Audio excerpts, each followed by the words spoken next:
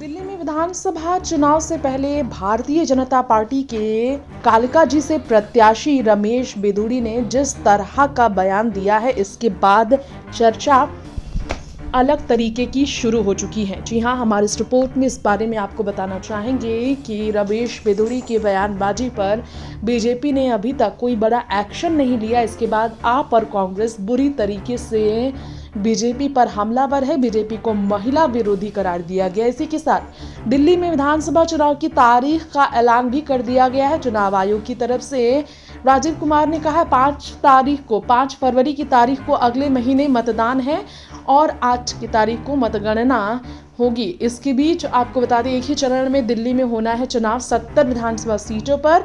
तो ऐसे मौके पर रमेश बिधूड़ी को लेकर भी इशारे में राजीव कुमार ने दे दी है चेतावनी कि मर्यादा बनाए रखने की जरूरत है चुनाव प्रचार के दौरान। और खासकर सभी चुनावी दलों के लिए यह नसीहत आई है चुनाव आयोग की तरफ से कि महिला विरोधी भाषा का इस्तेमाल करने से बचे। चुनाव प्रचार करने के वक्त नेता और अपमानजनक शब्द का इस्तेमाल ना किया जाए। इस बीच हम आपको हमारे इस रिपोर्ट में रमेश बिधूड़ी की संपत्ति के बारे में बता देते हैं, क्योंकि चर्चा रमेश बिधूड़ी को लेकर काफ़ी बढ़ गई है।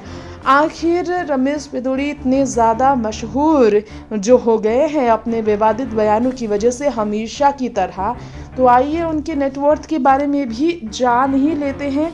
रिपोर्ट्स क्या कहते हैं इस बारे में जान लेते हैं। जी हाँ, साउथ दिल्ली लोकसभा सीट से भारतीय जनता पार्टी के सांसद रहे रमेश बिधूड़ी अपने भद्र भाषा को लेकर बहुत मशहूर रहे हैं, विपक्ष के निशाने पर रहे हैं।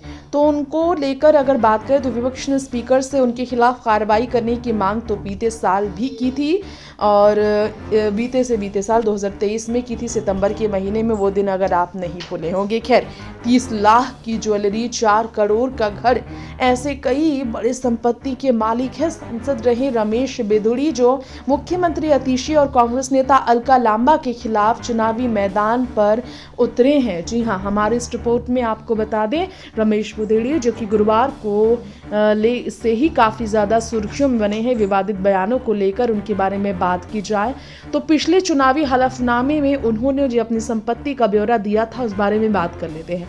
2019 में जब उन्होंने चुनावी हलफनामे में जिक्र किया था कि उनके पास 18 करोड़ रुपए की संपत्ति उस वक्त थी, तो आज वो कितनी बढ़ गई होगी आप अंदाजा लगा सकते हैं महंगाई के अनुसार। खैर, अलग अलग 9 बैंक खातों में करीब 67 लाख रुपए की रकम उन्होंने जमा की और 2 लाख रुपए उनके पास कैश में भी मौजूद मिली थी उस वक्त। और 3 गाड़ियां, एक टोयोटा इनोवा और 2 महिंद्रा स्कॉर्पियो उन्हीं के नाम पर है बताया जाता है, जिसकी कीमत करीब 54 लाख रुपए बताई जाती है। इसके अलावा रमेश के पास कुल 8 लाख रुपए कीमत के सोने के गहने और उनकी पत्नी के पास 7 लाख रुपए मूल्य के कुल सोने चांदी के गहने बताए गए। बिधूड़ी को मिलाकर उनके परिवार के पास करीब 30 लाख रुपए की ज्वेलरी बताई गई। रमेश बिधूड़ी ने अपनी और उनकी पत्नी के नाम पर 47 लाख रुपए की कृषि भूमि, 11 करोड़ 75 लाख रुपए की कमर्शियल बिल्डिंग और 4 करोड़ 15 लाख रुपए के एक घर की जानकारी भी दी।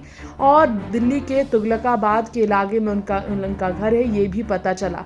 तो घर, जायदाद, धन संपत्ति, दौलत, शोहरत, किसी चीज़ की रमेश के पास कमी नहीं रही है आज से 5 साल पहले से भी। जी हाँ, बता दें, आम आदमी पार्टी के नेता राघव चड्ढा को 3,67,043 वोटों से हराया था 2019 के चुनाव में दक्षिणी दिल्ली लोकसभा सीट से जब रमेश बिधूड़ी चुनावी मैदान पर उतरे। उसके बाद 6,87,014 जैसे वोट उन्हें मिले थे।